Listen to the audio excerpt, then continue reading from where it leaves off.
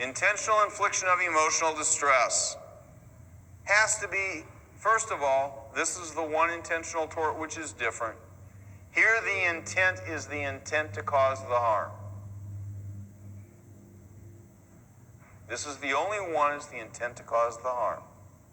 The defendant must have intended to cause severe emotional distress to the plaintiff.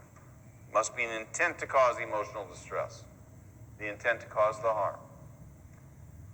The defendant's conduct must be extreme and outrageous.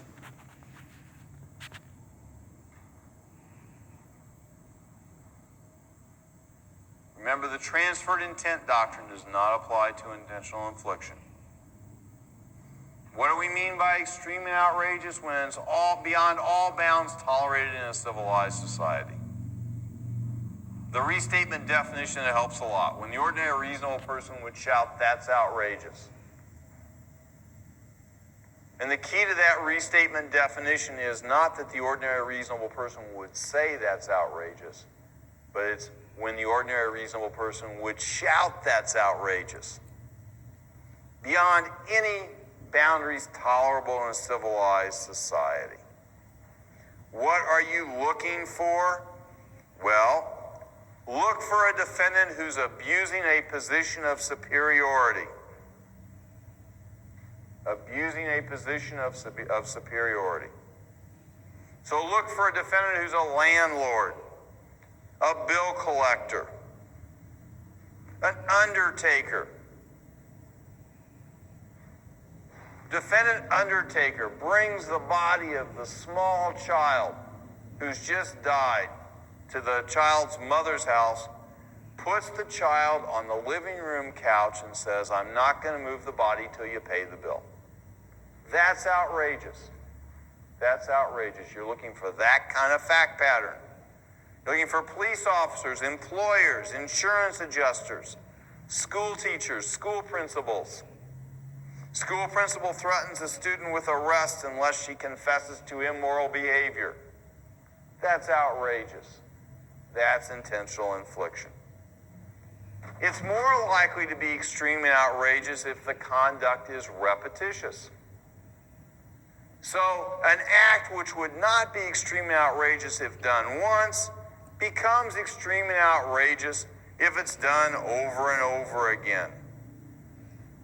You have the creditor calling the debtor at all hours, day and night, repeatedly. Now, because it's repeated, it becomes extreme and outrageous. Whether the defendant had actual knowledge. The key here is actual knowledge. Actually knew, not should have known, actually knew of the ultra-sensitivity of the plaintiff. But here, we have three classes of plaintiffs which are deemed to be known ultra-sensitive plaintiffs.